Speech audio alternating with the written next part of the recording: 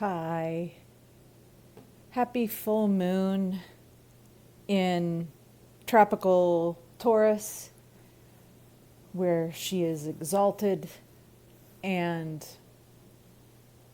sidereal Aries, where she actually is, where she fully resides. We're changing some things up today. First of all, we are going to use the beautiful Tarot of the Divine. And here we have all fire, no water this time.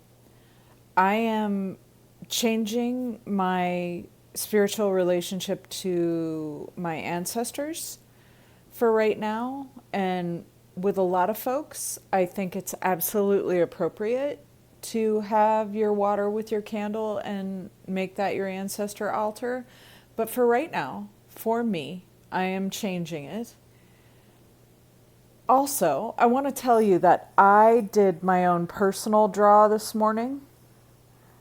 And what I got is probably what I'm going to be able to tell you more about mythologically than during the reading. But I got Temperance, Major Arcana card. And in this deck, it is Avalokiteshvara. You might know it as the Tibetan or the Thai Lokeshvara, this bodhisattva, not Buddha, who denied their Buddhahood in order to make sure that every sentient being is liberated. This is a bodhisattva that guards and protects during pivotal world transitions, looks in every direction, like our seafarer quote from Howard's End.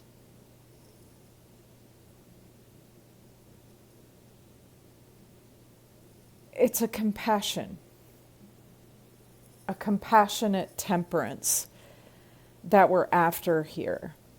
One bold, innovative, compassionate act seems to be the thrust of what I got today, because on the backside, the Gordian knot, right? And this Alexander the Great cut in Phrygia, which is now Turkey, in 333 BC, the triune harmony, the triune goddess, right? The one where the soul beholds its object, the whole of the subject-object materialism that we're dealing with right here.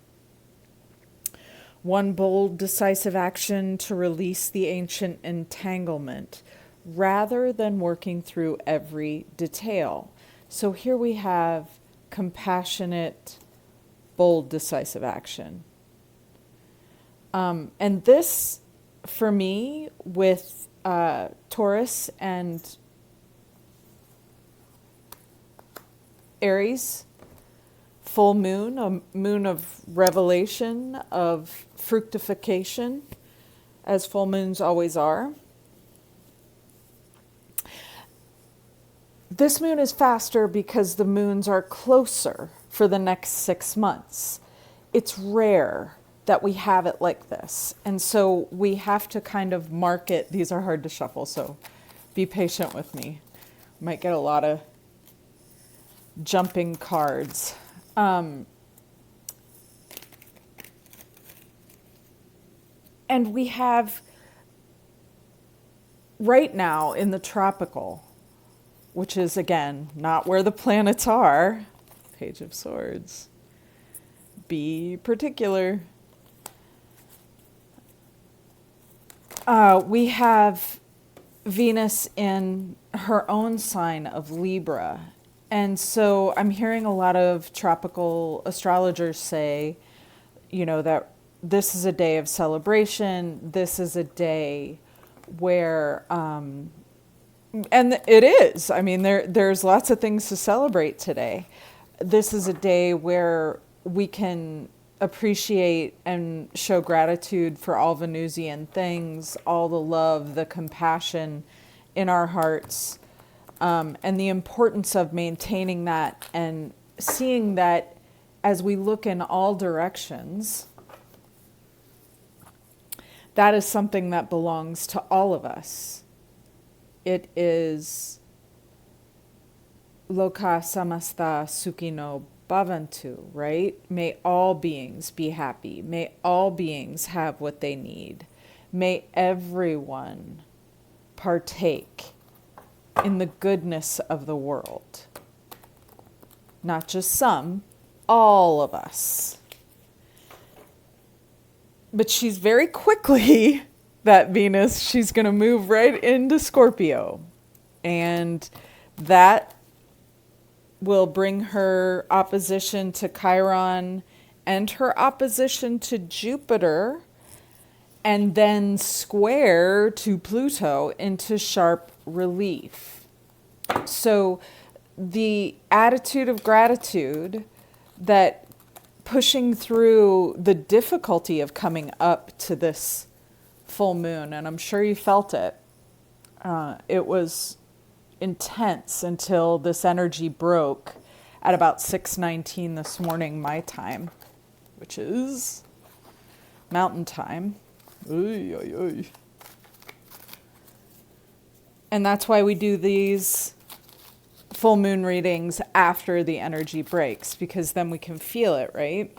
So in the tropical, again, Mars in Sagittarius opposite Uranus, and Mercury in Sagittarius stationing direct, or stationing retrograde, will go retrograde on the 9th in opposition to Uranus. Mercury conjunct Mars opposite Uranus at the top of the chart. And Uranus is about to go retrograde while we're at it. This is about truth. This is about transparency. And this is about cutting through that Gordian knot of ancestry and how things have always been done. An ancient entanglement. Seeds to a bold innovation. Now, we're not working through every detail. Saturn is trine Jupiter, which is about to retrograde, while Saturn is about to go direct. So Jupiter is about to retrograde, Saturn is about to go direct, and both of them are in that sextile to Uranus. This mark of, the 1960s revisiting us. We haven't had this in the sky in a long time. What popped? King of Cups. We're about to revisit that struggle for civil rights that culminated in the 1960s. This Gordian knot is going to get cut for good in February during those eclipses. So mind the tension right now. This is when Alexander in 333 BC came toward that knot, and he's fiddling with it, and he's going to continue to fiddle with it until February. But in February, he will raise his sword. He will cut the knot and fulfill the prophecy. Also, I have to turn down, there's a base heater below me, and I need to turn it down. Give me 1 second here. Sorry.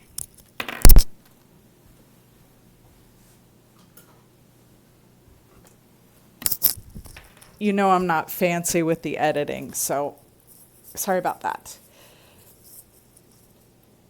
Sidereal astrology, the stars, right? We want the stars. And this particular star where this full moon falls is in Bharani, in Aries. The star is Bharani. And Bharani is It means to bear the consequences of an action. Specifically, to bear the consequences of sex and death. Both sides of the polarity must be borne on the human plane, right? Because we're on the cross of time and space. And limitations here determine our outcomes. Compassionate foresight is the best cure because it is the best prevention. Prevention is the only cure. We always make mistakes. There will always be errors. But if we get out ahead of them, the ones that we already know, we can create alignment. This is the Shivik warrior phase where he shoots the arrow through all three lokas, all three worlds that the demon has created to polarize, to separate, because remember, Maya is separation. The illusion is separation. We're actually all one. So there's this alignment, this place, this way in which in Bharani we can collapse all three illusions in one shot. If we can be compassionate with others because we were compassionate with ourselves first, because we did the groundwork of compassion.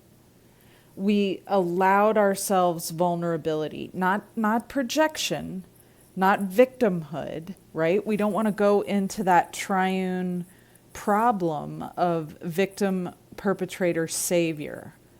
That's the three-world illusion.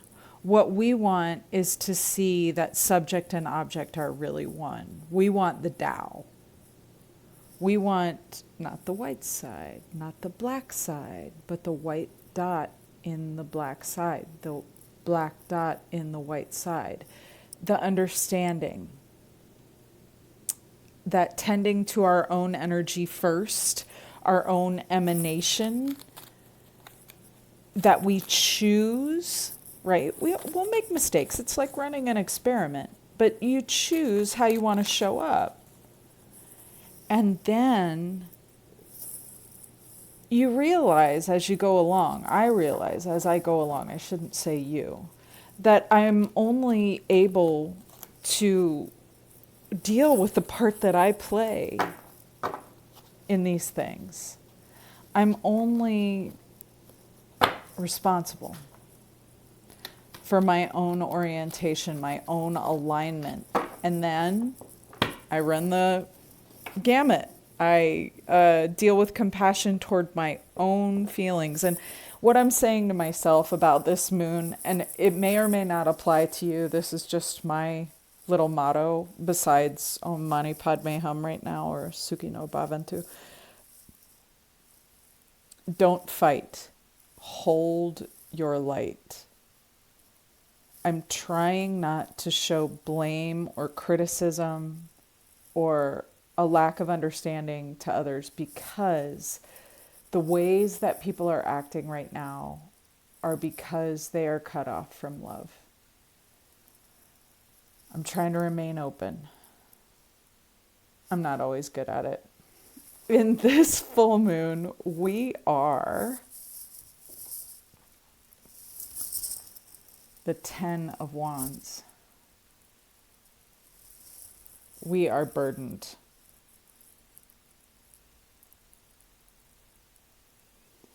We are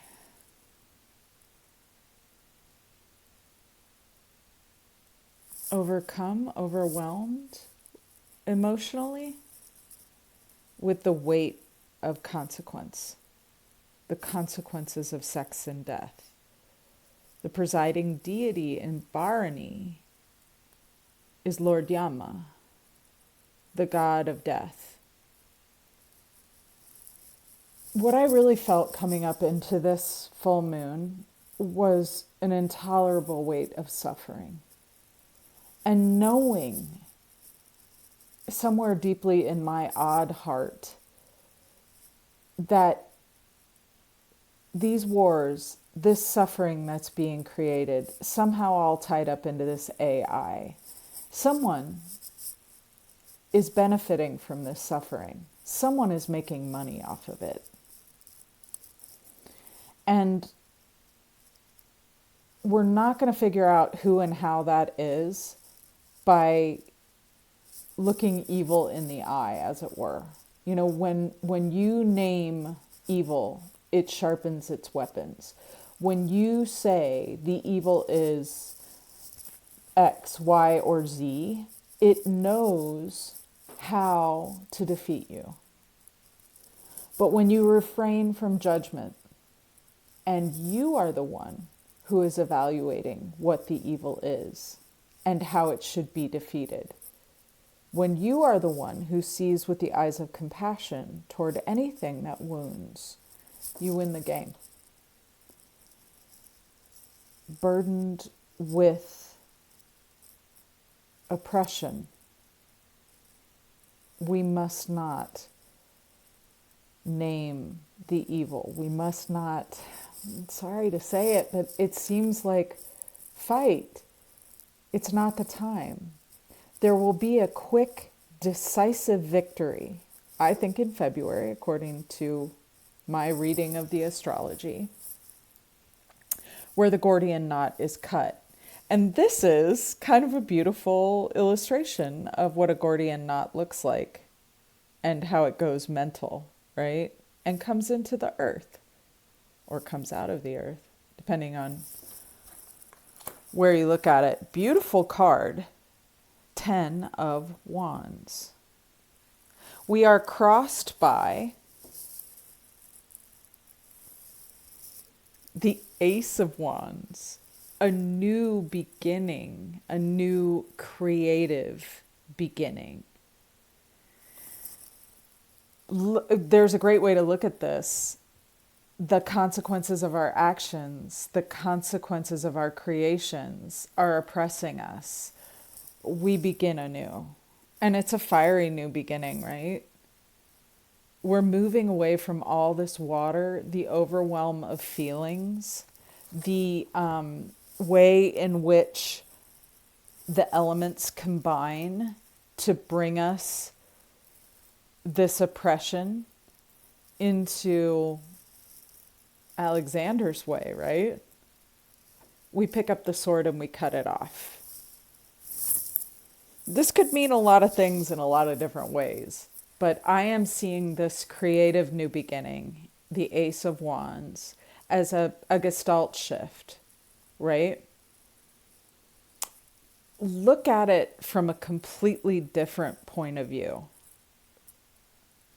And it's a full moon. It's illumination. It's the divine entering the hand of the human. A blick shift. Is it a duck or a bunny, right? We are crossed by a new beginning. And I've had cause to say this a lot. Forgive me for repeating myself, but this is a birth. You have to have your shit really together to come around the corner on a live mammalian birth and say to yourself, how beautiful, new life coming into the world the way it always has since time was time. No, it looks like a bloody emergency. A tumor looks like it's being passed. There's moaning and groaning. There's blood. There's expulsion.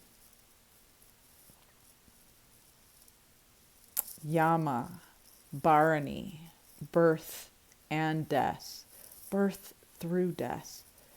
And I got to go back to I got to renew my commitment to make that little video on karma, because what we're seeing is the way that we are building a haven for biological life with our dead bodies, friends. This earth is a piling up of them. Every species that's ever come onto the planet has gone extinct. It's cosmic, not planetary. It's not terrestrial. Anyway, before I get too far from where we're going here, we are founded and grounded in the Six of Swords, moving away from troubled waters into calmer seas. Putting difficulty behind us so that we can move into a new creative vision, not looking back. This iterates my feeling about the ancestral situation right now. If you're white like me and you were raised in dysfunctional settings like me, there's only so far that ancestor veneration is going to get you. If you happen to be an indigenous person, or most people of color, stick with your ancestors, of course. But if your ancestors went really sick a couple centuries back, a couple thousand years back, at the grain tower at Ur, you might want to turn your back on some of those old teachings and start to find new ones. Start to find ways that bring you to effortless, appropriate action instead of the mentality of, I guess, summing it up, Darwinism, materialism, Cartesian Darwinism is a good way to sum it up. We are founded in moving on, and I like that. We are crowned by, what is this? The Five of Cups. It's very appropriate. 3 cups have been spilled, but 2 still remain. Remember that mammalian birth? It looks like a disaster, right? But in the end, 2 cups remain. The mother, the baby, hopefully, survive the process. It's almost like a winnowing. And more is lost than is gained. But what is gained is precious. And we learn how to care for it when we learn to care for ourselves. Grieving, first of all. It's appropriate to grieve what is lost. But you don't stay there, right? We let emotions move through because we process them. We are potentially that emotional filter for the earth. There's nothing wrong with honoring one's emotions. As a matter of fact, neglecting that is what has brought the destruction. But even the destruction is necessary. And that's not a thing that we can forget or leave behind. But what we are leaving behind, the 2 of Coins, Indecision. Such a beautiful card. So many maternal and paternal little... I wish I had time to look up all the folklore that's going to be here, but I think probably we'll just do some of the pivotal ones. The center card, the forward moving card, and the end card. The 2 of Coins, indecision, having to make a choice.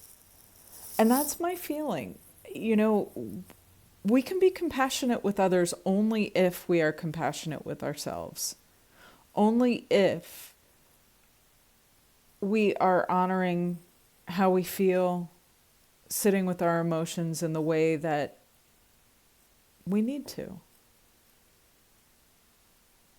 And each one of us knows what that is for us. If you haven't had time and you can't do that, it's really hard not to get aggressive with other people when Mercury and Mars are conjoined and opposite Uranus. So let how you're speaking to others be your guide as to how you're treating yourself. That might work. Give it a shot. Let me know how it goes. We are moving toward the Gordian knot. That's amazing. So we talked about this one already. I won't belabor the point, but I do love the card. I do love anything that evokes Alexander the Great in 333 BC because, you know, that was the world where might made right. And if we're still stuck there, we need to cut that knot. We need to get rid of that. And I'm not saying by all means or any means. I'm saying in ourselves, right? Where can I release the sense of ancestry that tells me might makes right and that I have to win capitalism somehow in order to be valuable? Are you not feeling that all the material things in the world can't do anything to help with our emotions? I mean, short term, yeah. Long term, for all of us? Because it's an all of us thing, friends. It's not about how you feel. And if that's how your happiness shows up for you, is in doing things that make you feel good, you ain't touched the half.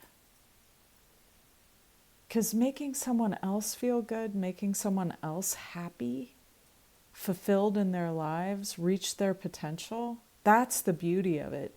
You know, one of the astrologers I watched, I think her name is Lynn Natalie or something, brought up, and I don't do this very often, but lately a little bit, a pair of celebrities, Mel Gibson and Robert Downey Jr. And Robert Downey Jr. was an addicted mess, and Mel Gibson lifted him up. And he never asked for any payment except to help the next guy. Well, it turned out that Mel Gibson was the next guy, right? I'm not condoning either one of these people or their actions or anything that they do is in terms of wealth hoarding or any, celebrity thing like that. But that's the cycle. We are lifted up by helping others, and we've forgotten that somehow with this celebrity culture. I blame Kim Kardashian. Anyway, moving on. We begin with the moon. Now, here's your full moon, right? This beautiful card has everything to do, and we got it in the last reading too, has everything to do with the unconscious. And the places where we touch each other subconsciously, without our perfect knowing, without our consciousness, without our awareness. We're moving away from understanding being, understanding awareness into the realm of the unconscious. And that's when things get scary. In some ways, it's a really good thing because it means that we completed our lessons in, we expanded the circle of awareness to the point where we're now ready to encompass more of what the unconscious has to show us. And that's the conquest of dimension. That's the yin and the yang. That's the duality, is that we learn by conquering our own unknowing. Vidya comes through avidya. The only real sin is ignorance. And we're working on it, right?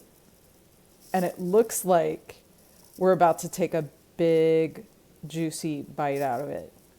I want to suggest that it will have a lot to do with justice. and a lot to do with balancing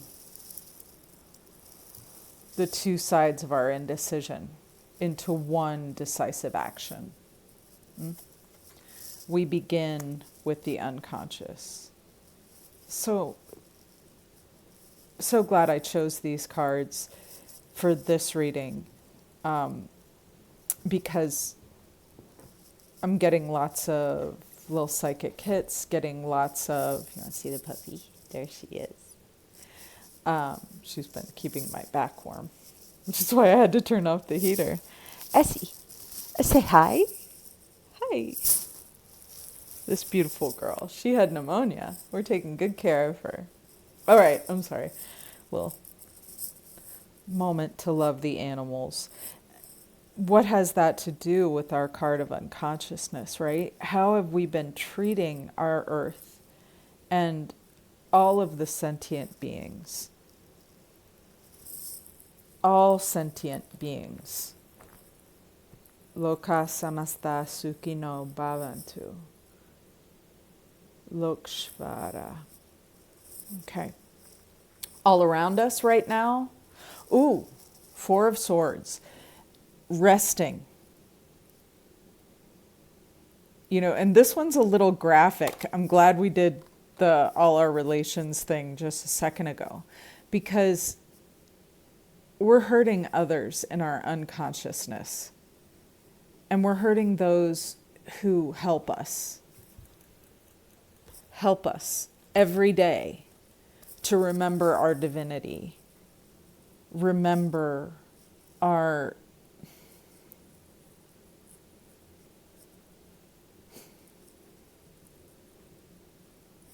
ignorance, our lack of awareness. And only when we rest, only when we're with our emotions, do we see where they come from. We are bound by the thoughts that don't serve us anymore. We are bound by thought. We are bound by rational apprehension. Subconscious and unconscious living, imagination, helps us to overcome the water of boundedness that we're swimming in, the limitation that we did not choose. The limitations that we do choose are the ones that will help us. The prevention that's better than cure is the medicine for this. You know, limitations determine outcomes. If we rest in this moment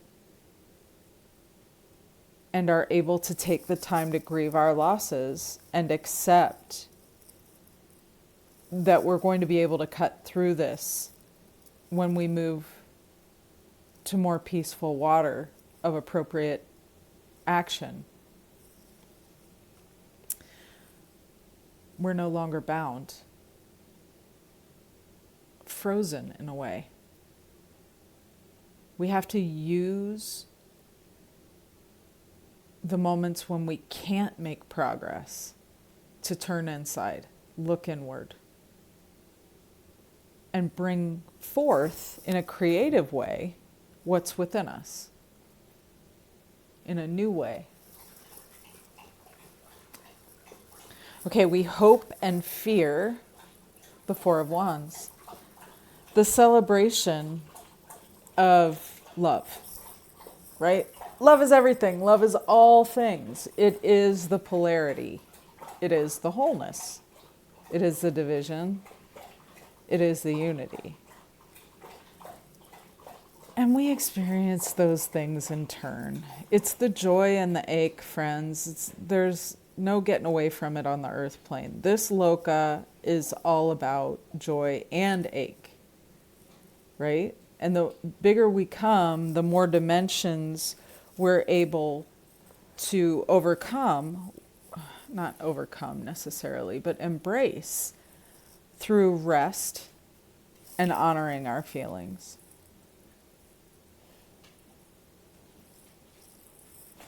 The more love we get. More love. Yeah.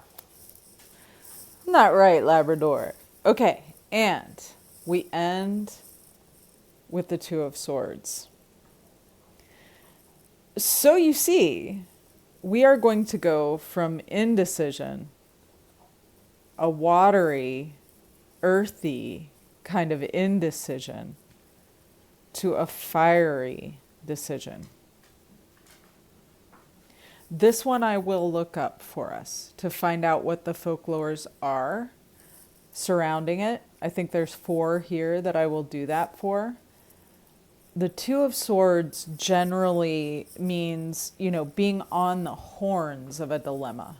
And this is our situation lately. We have paradoxes. We don't have problems with solutions.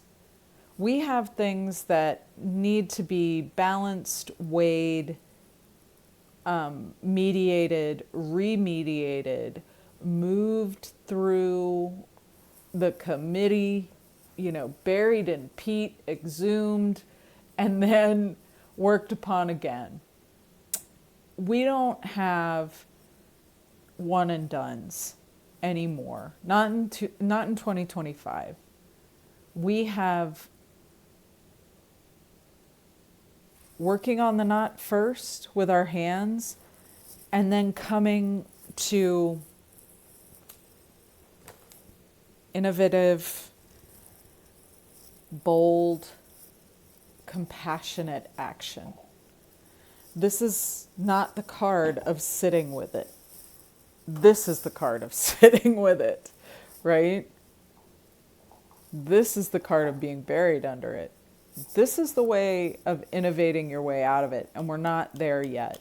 We have work to do in our unconscious. We need to come to some sort of agreement with our emotional selves and turn that toward a loving end, because we've gotten it perverted and we've gotten it bent.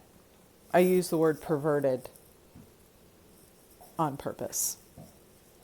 Oh,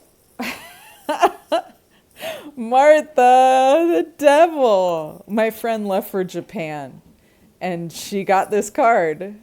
She drew it in this very kitchen. Now, interesting, necessary, violent, very aggressive, but not for that reason evil.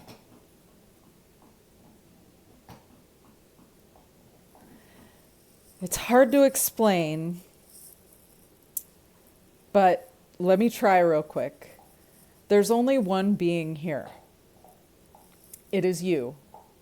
If you condemn it as evil, then it sharpens its weapons, knowing you don't know, knowing you are in ignorance of yourself. If you resist the urge to blame, that is, to name the evil, I say you. If I resist the urge to blame or name the evil, then I enter into a relationship with it. And in relationship, I have some influence. In relationship, I can come to see that this is a part of myself, that I am resisting, that I am fighting against. Don't fight. Hold the light. It's a fiery light. It's a snaky, moving, living, throbbing, thrumming, difficult light to hold. It's not, love is not sunshine and butterflies all the time. It's heroic difficulty. It's devotion. It's walking on your knees through the desert, right?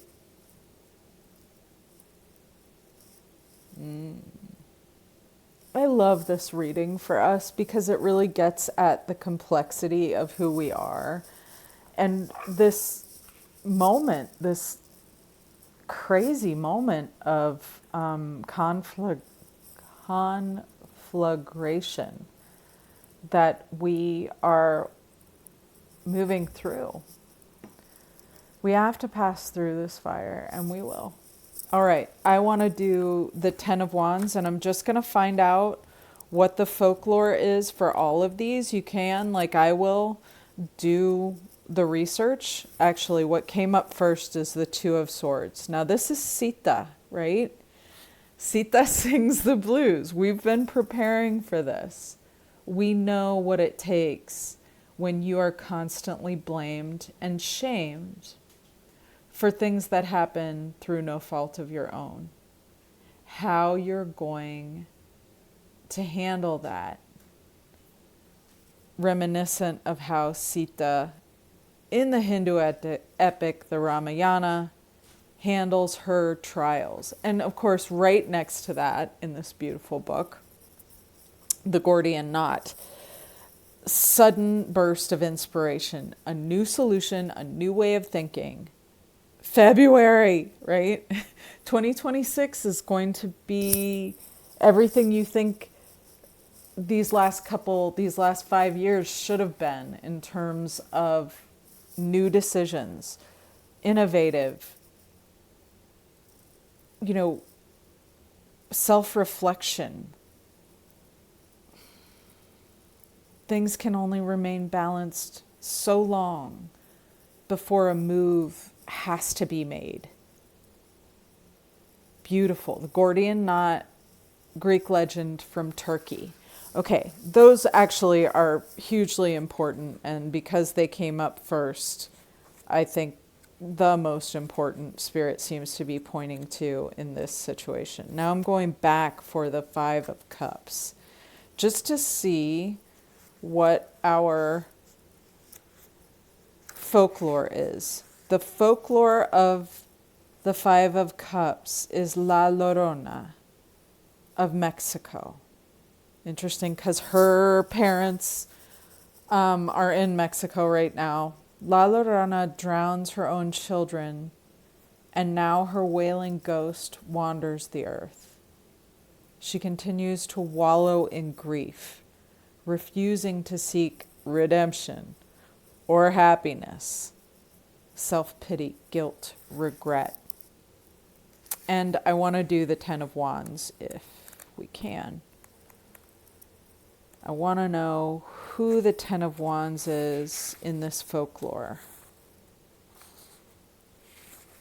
In this folklore, it's the Timbo tree of Paraguay. It's a Guarani legend. Taking on too much and refusing to accept help. Sagua's daughter went missing and he searched alone in vain. A Timbo tree grew from his ear when he died, bearing fruits he labored for but was unable to enjoy. And finally, this devil, I just got to do it. It came up a little too much. Boitata is a Brazilian mythology. The devil gives in to ego. And ego is fear, we know this. Lusting for unnecessary things, gold it does not need. A person setting a forest on fire for their own gain. Don't fight. Hold the light. That's what I'm going to say to myself at this full moon. Moving forward toward that new moon, I am thankful for you, grateful for this Venus day. Thank you so much.